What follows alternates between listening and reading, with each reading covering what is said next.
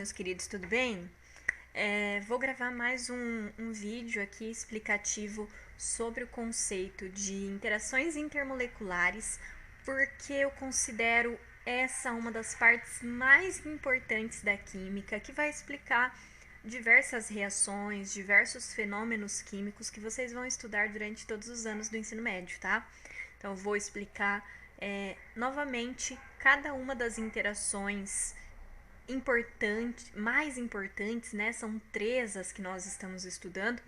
E aí, eu peço para que vocês também deem uma olhadinha na apostila, tem um material bem bacana lá sobre temperatura de fusão e ebulição e sobre solubilidade. A interação intermolecular, ela influencia nesses dois parâmetros de forma bem importante. Então, vamos conversar um pouquinho antes sobre o que é eletronegatividade. Conceito lá da tabela periódica, tá, pessoal? Propriedade periódica dos elementos químicos. A eletronegatividade é a capacidade que um átomo tem de atrair os elétrons para ele, quando ele está em uma ligação química, ok? Então, a gente trabalha com a eletronegatividade ali no átomo formando uma molécula através de uma ligação covalente. Quando há uma ligação covalente entre dois átomos, existe um compartilhamento de elétrons, certo? Nós vimos isso nas aulas de química. Esse compartilhamento nem sempre é feito de forma, digamos que igualitária. Não é sempre ali bem divididinho, bem compartilhado. Normalmente, um átomo atrai mais aquele par de elétrons para a nuvem eletrônica dele. É como se ele gostasse mais de elétrons, certo? Esse é o conceito de eletronegatividade. Ele tem um padrão dentro da tabela periódica. Dá uma olhadinha. A eletronegatividade ela aumenta da esquerda para a direita e de baixo para cima. E a gente desconsidera os gases nobres, aquela última família, a família 8A, lembra?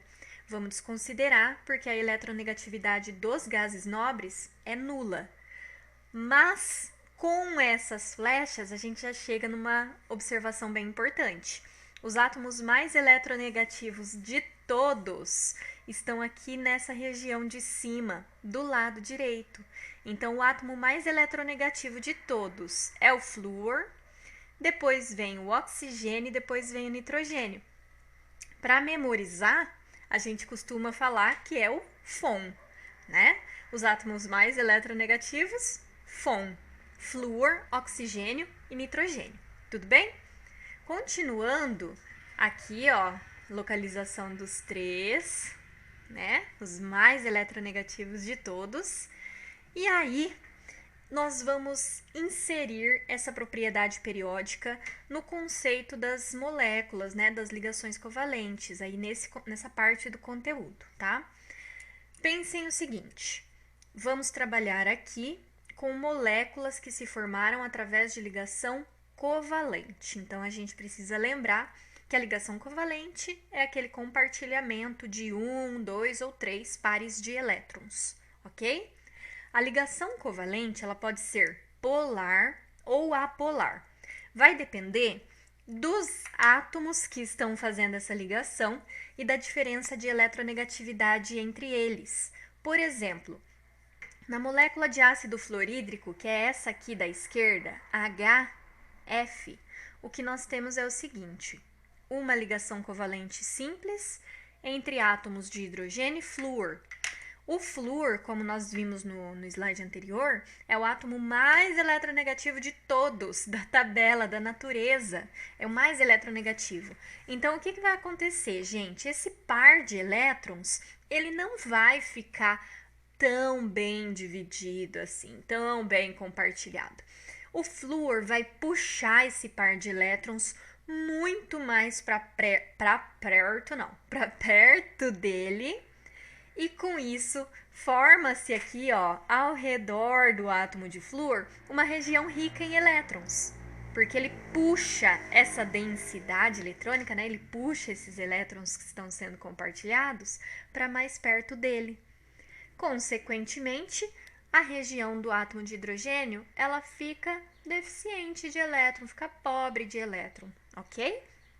Como o elétron tem carga negativa, nós podemos colocar também assim, que próximo ao átomo de flúor forma-se uma carga parcial negativa e próximo ao átomo de hidrogênio forma-se uma carga parcial positiva. Esse delta minúsculo é para dizer carga parcial, ok? Porque como o elétron não foi doado, a gente não tem aqui a formação de íons, ok? Ainda existe a ligação covalente, ainda existe o compartilhamento, ele só não é tão igualitário assim, ele é um pouco mais tendencioso para um dos lados. Isso também acontece na molécula de água. H2O, átomos de hidrogênio fazendo uma ligação, cada um deles, né? Ligação simples com o oxigênio. O oxigênio extremamente eletronegativo puxa esses elétrons para próximo dele. Forma-se ali uma região com uma carga mais negativa do que o normal, né? Uma densidade mais negativa, uma densidade eletrônica maior. E sobre os átomos de hidrogênio, regiões pobres em elétron, então elas ficam mais positivas. Ok, certo?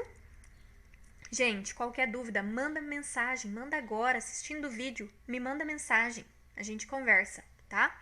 Vou responder para vocês aquela perguntinha da semana anterior, ok? Poucas pessoas me mandaram, poucos alunos responderam, então eu vou vou explicar aqui para vocês qual é a relação entre o sabão, entre as interações intermoleculares e o coronavírus. Então vamos continuar aqui. Semelhante dissolve semelhante. Tem isso aqui na apostila de vocês quando a gente trata de solubilidade. Semelhante dissolve semelhante é uma regra máxima na química muito propagada, muito contada por aí. Mas é assim, gente. É uma regrinha que, como sempre, tem suas exceções. Então tem que conhecer semelhante dissolve semelhante, né? Você tem que saber isso, mas tem que tomar cuidado. O interessante para estudar solubilidade, para entender quando que um composto vai ser solúvel no outro, é você saber interação intermolecular. Interação intermolecular, sim, vai te dar todo o conhecimento e toda a explicação necessária para entender a solubilidade. Agora, semelhante dissolve semelhante é quando você quer uma resolução rápida, quando você quer alguma coisa simples. Mas tenham aí na mente de vocês que nem sempre é verdade, tá bom? Olha só, se eu misturo água e óleo, por exemplo, esses líquidos não se misturam. Nós dizemos aí que eles são insolúveis, ou até melhor, né, imiscíveis entre si. Quando a gente fala de líquido, é mais comum usar o termo miscível, miscibilidade, que é solubilidade também, mas é um termo mais utilizado para líquidos, tá? Então são imiscíveis ou insolúveis. Não vai acontecer essa mistura. Vai separar a fase, o álcool não. O óleo vai ficar em cima, menos denso, e a água vai ficar embaixo, que ela é mais densa, ok? O que nós temos aqui nesse copo? A água, todo mundo conhece, H2O. A água é uma molécula polar ou apolar? Se vocês se lembram do slide anterior, a água é uma molécula polar. Quando nós temos essa diferença de região mais pobre, região mais rica de elétron, nós dizemos que essa molécula é polar, porque houve o quê? Formação de polos. Polos. Aqui também, na água, ok? Polos. Então, essas moléculas são polares. Aqui, voltando para o nosso exemplo, a água é uma molécula polar. Já o óleo ele é composto por substâncias orgânicas, hidrocarbonetos. São moléculas, né, que nós vamos estudar melhor no próximo ano, mas são moléculas formadas principalmente por carbono e hidrogênio. Carbono e hidrogênio, pessoal, têm eletronegatividade muito parecida. Isso quer dizer que essas ligações covalentes que eu estou representando aqui, olha só, esta daqui não é a molécula do óleo, tá? Eu só estou fazendo uma representação bem simples de um composto orgânico. O óleo é uma molécula bem maior que essa, ok? O que eu quero mostrar aqui para vocês é que moléculas formadas principalmente por átomos de carbono e hidrogênio, que são o caso das moléculas orgânicas, elas serão apolares. Apolares. Porque como carbono e hidrogênio têm eletronegatividade próxima, não se formam polos elétricos. Essas ligações covalentes, elas estão bem bonitinhas ali, ó, os elétrons estão bem distribuídos, bem divididos naquela ligação. Tudo bem? Então, molécula polar com molécula apolar, o que vai acontecer? Não se mistura. Bicho bom não se mistura, ok? Apolar com polar não acontece a solubilização. Isso é uma regra geralzona, tá, gente? Às vezes, se você bate ali, ó, com um ovinho no liquidificador, forma uma maionese, misturou, né? Porque aí vem outras coisas pra gente estudar mais pra frente. Mas, a princípio, serve bem para você estudar. Semelhante dissolve semelhante vai te ajudar muito. Essa regra semelhante dissolve semelhante nada mais é que polar dissolve polar. Apolar dissolve apolar. Mistura o óleo lá na gasolina para você ver, vai solubilizar perfeitamente, porque a gasolina é apolar, assim como o óleo. A água coloca cloreto de sódio, que são íons, né? O sal de cozinha, cloreto de sódio é o sal de cozinha, são íons. Vai se solubilizar na água? Perfeitamente. Ácido clorídrico, HCl, molécula polar, totalmente polar, muito polar. Vai se solubilizar na água? Vai sim, com certeza, vai ser muito solúvel. Então, polar dissolve polar, apolar dissolve apolar, ok? Depois, responde para mim. Eu já fiz essa pergunta para vocês, gente. A gente já conversou desse assunto muito tempo. Faz, desde antes das nossas férias. Lembra que eu perguntei para vocês qual é o urso que se dissolve na água? Lembra que eu perguntei isso pra vocês? Piadinha da professora Ana, né? Sempre. Mas é o urso polar, claro. Mas isso foi lá antes das férias. Agora a gente precisa avançar um pouquinho, né? Então esse bimestre, a gente vai continuar falando de interação intermolecular, mas a gente precisa avançar porque a gente vai falar sobre o mol, sobre estequiometria e outros conteúdos ainda esse ano, tá bom? Então a gente precisa avançar um pouco mais rápido nessa parte de interação intermolecular, até para que vocês não percam esse conteúdo, para que vocês tenham tudo que a gente tem aí para oferecer, tá? Preciso que vocês mandem as atividades, se dediquem mais nessas atividades. Eu sei que o EAD dá uma desanimadinha, né? Mas a gente precisa treinar aí essa disciplina nos estudos para que esse ano passe mais rápido possível, a gente volte a se encontrar com todos esses conhecimentos aí já consolidados na cabecinha de vocês, tá bom? Então, qualquer dúvida, me manda mensagem. Quer fazer uma videochamada pra gente conversar tete a tete, se vendo, olhando no olho? Manda mensagem pra mim, a gente faz. Vamos fazer uma chamada aí pra gente conversar, se for mais legal, mais divertido pra vocês estudar química dessa forma, tá bom? Mas, continuando, são 3 tipos de interação intermolecular. A gente já falou bastante sobre isso, né? Dipolo momentâneo, dipolo induzido, dipolo permanente, dipolo permanente e ligação de hidrogênio. Eu vou explicar bem rapidinho, começando pela dipolo permanente, dipolo permanente, ok? Porque a gente já viu esse assunto. O que vai acontecer nesse caso? Imaginem vocês que essa molécula não está sozinha, né? Claro, a gente está trabalhando ali com um copo, um becker no laboratório, contendo ácido clorídrico. Essas moléculas que estão ali nesse becker, né, que estão em solução, elas estão próximas, relativamente próximas umas das outras, né? É um líquido, elas têm uma certa proximidade. Percebam que as interações intermoleculares vão depender do estado físico da matéria. No gás, como as moléculas estão bem distantes, tem menos interações.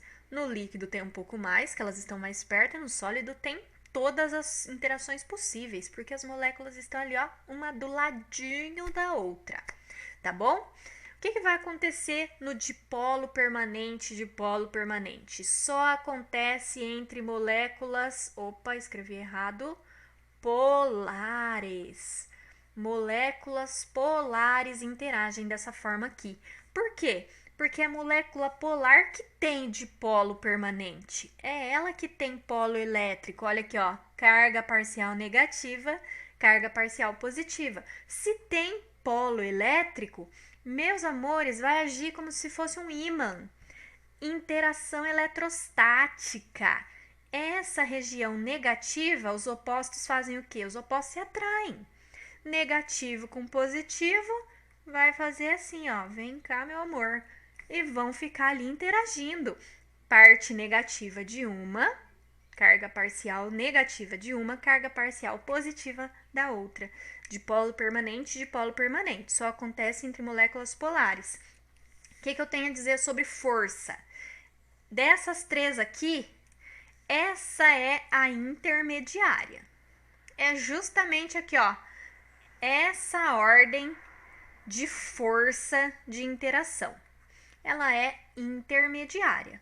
Comparada a essa primeira aqui, ela é bem mais forte, tá bom? Vamos ver mais um pouquinho aqui na frente.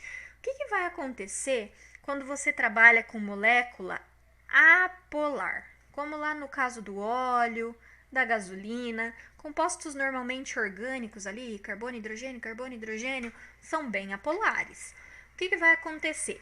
Dipolo momentâneo, dipolo induzido. Olha o que é isso, gente. Já eu mostro. Tem exemplo daqui a pouco, mas antes eu vou fazer uma baguncinha aqui. Olha só. Imaginem vocês que aqui é uma molécula qualquer, não vou representar os átomos, tá?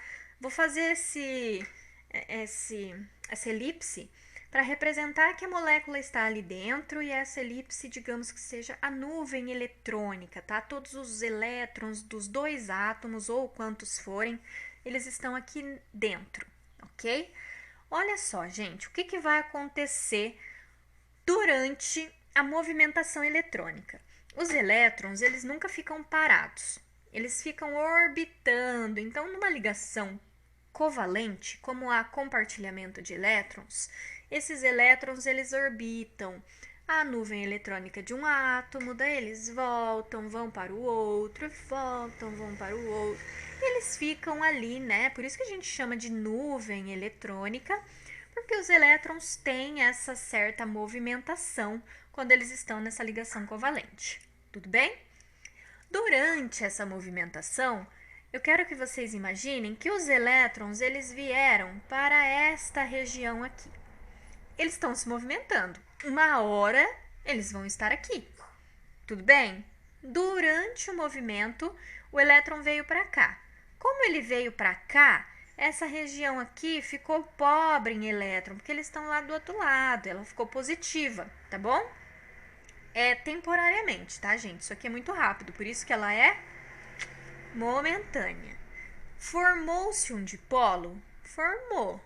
Só que isso aqui não é permanente, isso aqui é só da movimentação do elétron. Então, é um dipolo momentâneo. Só que, gente, uma molécula vizinha aqui, ela sente esse dipolo.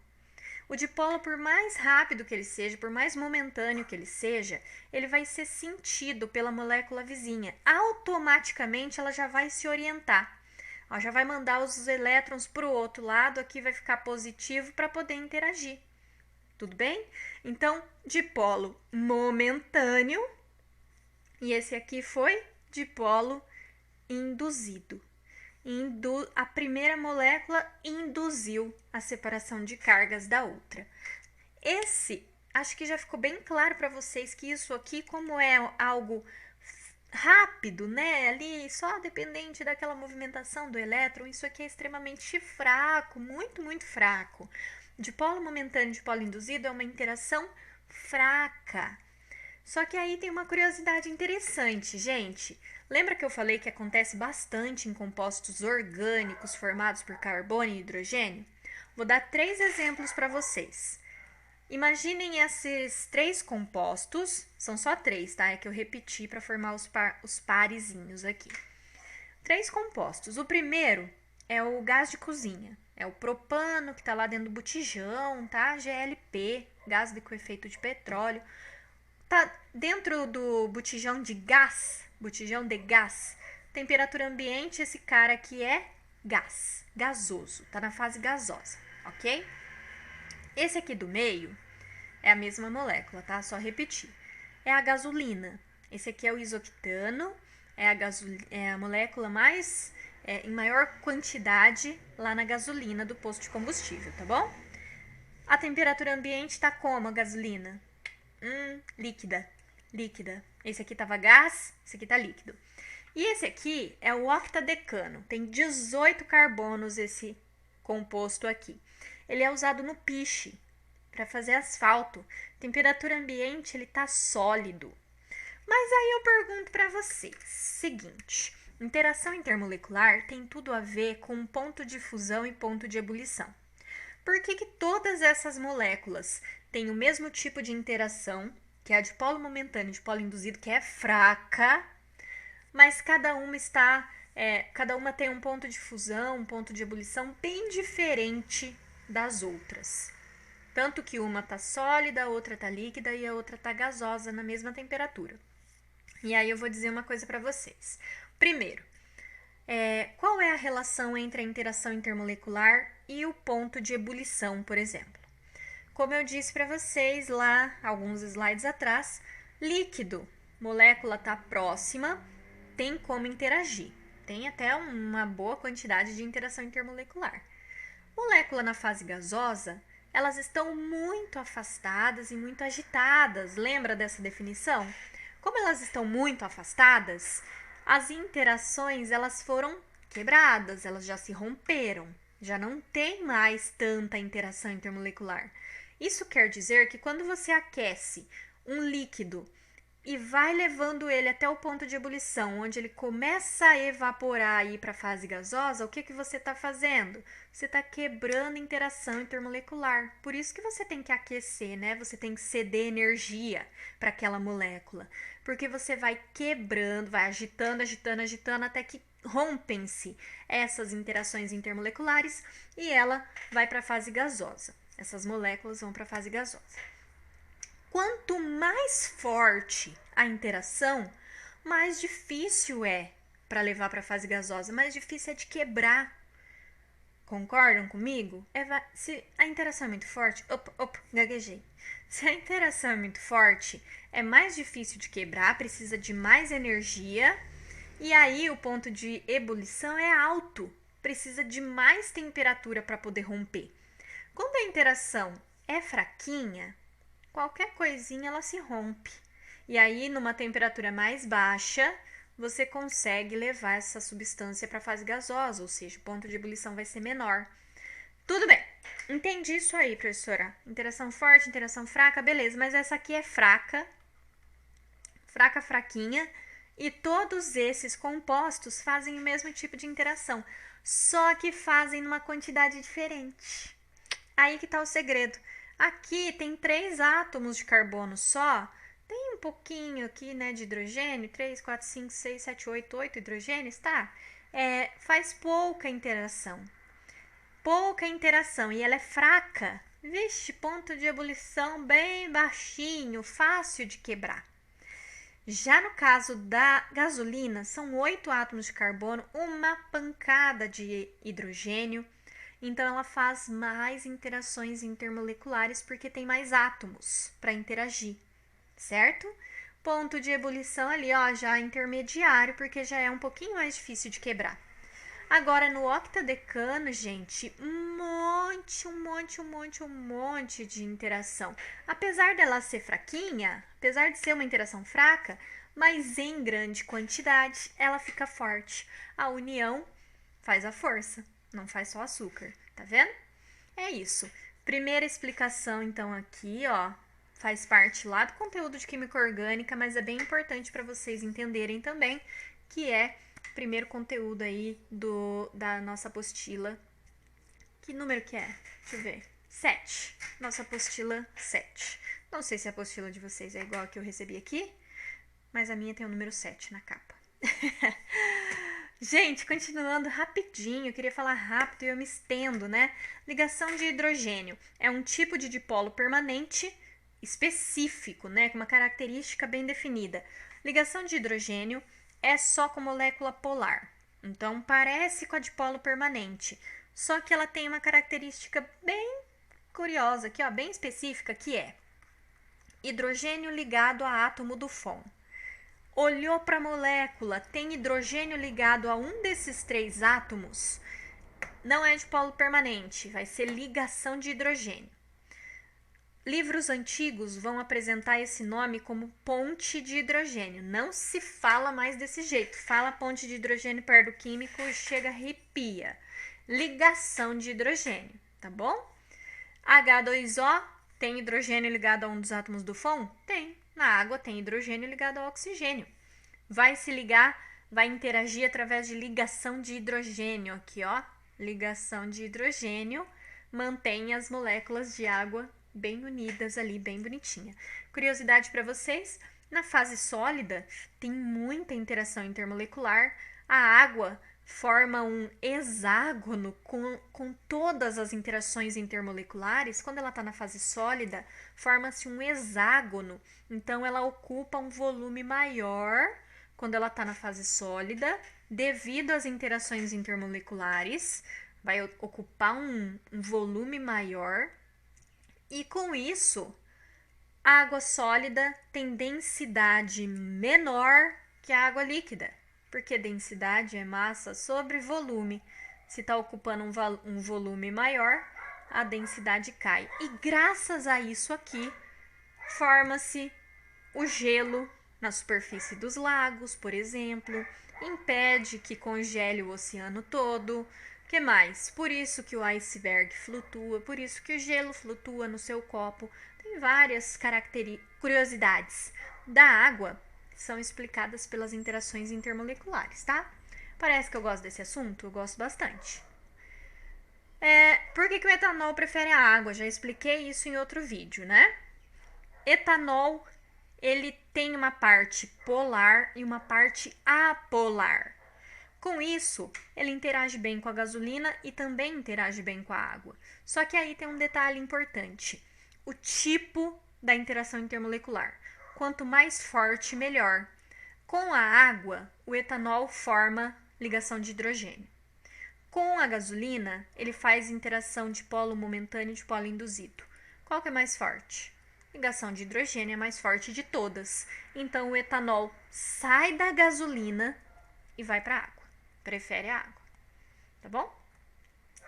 Sabão, chegamos. Gente, última parte da aula de hoje, respondendo a atividade de vocês, que pouquíssimos alunos encontraram. Espero que todos tenham pesquisado, pelo menos, né, gente? Mas vamos lá. O que acontece no caso do sabão? O sabão ou o detergente são moléculas que nós chamamos de anfifílicas. Uma molécula anfifílica, ela tem uma região polar e uma região apolar. Normalmente, a gente vai utilizar outro nome, tá? Deixa eu colocar aqui para vocês. Quando uma molécula é polar, lembra que semelhante dissolve semelhante? Então, moléculas polares, elas gostam de água, porque a água é polar também. Lembra do urso polar? Mas isso não tem nada a ver com a história. Mas a água é polar, substâncias polares gostam de água. Então, para não falar polar, geralmente usa-se o termo hidrofílico, que quer dizer que gosta de água, tá bom? Hidrofílico. E quando não gosta, quando uma parte da molécula é apolar, quando um composto é apolar, ele não gosta de água, como o óleo, né? O óleo é hidrofóbico, o cascão da Turma da Mônica, não. Nada a ver. Uma parte da molécula de sabão também tem essa característica de ser muito apolar e muito hidrofóbica. O que acontece quando a gente coloca um monte de detergente na água? se tem uma região, a gente chama assim, cauda e cabeça. Tá vendo que formou tipo uma minhoquinha? Cauda e cabeça. A cauda não gosta de água. A cabeça gosta de água. Então, o que o detergente ou o sabão faz quando você joga ele lá na água para lavar louça, para lavar a mão, para tomar banho? O que acontece com essas moléculas? Elas vão se reorientar de forma a esconder essa cauda da água, que essa cauda não gosta de água, ela morre de medo de água. Então ela vai ficar assim, ó, cabeça para fora, cauda para dentro, cabeça para fora, cauda para dentro. Ela vai se proteger.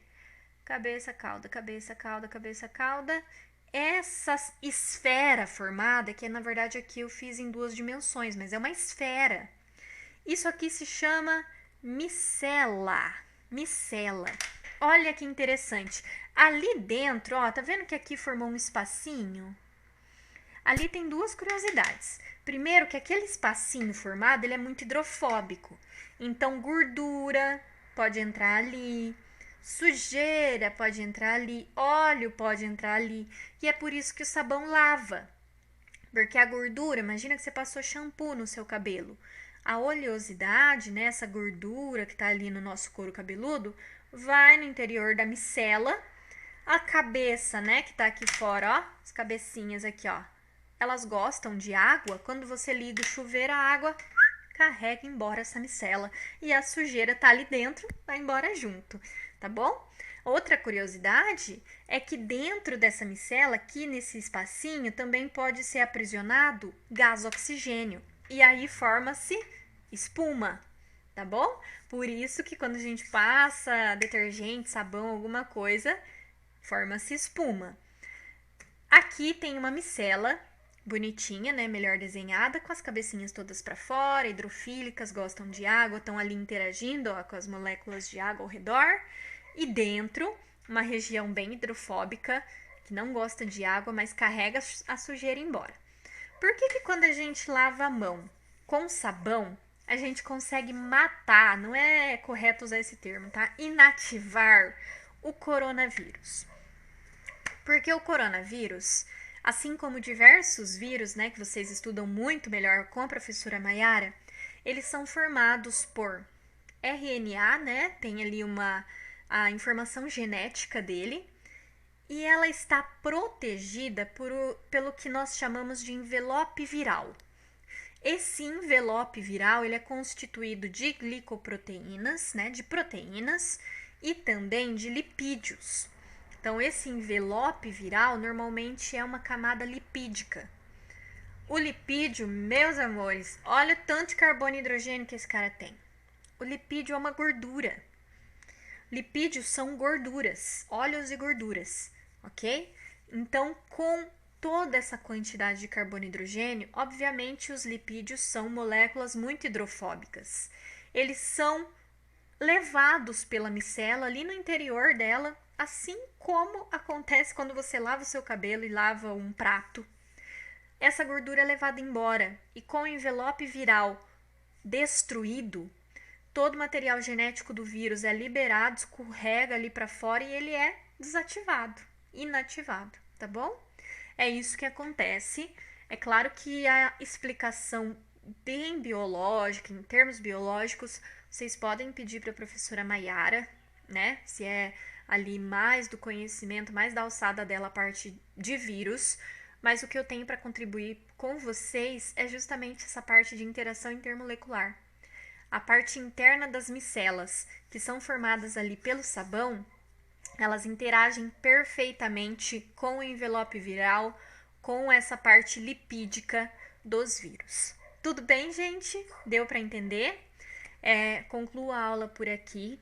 Eu vou mandar algumas atividades agora da apostila para vocês. E eu espero a resposta, espero as dúvidas, espero o contato de todos vocês, tá bom? Todos vocês. Beijo da professora Ana e até quinta que vem.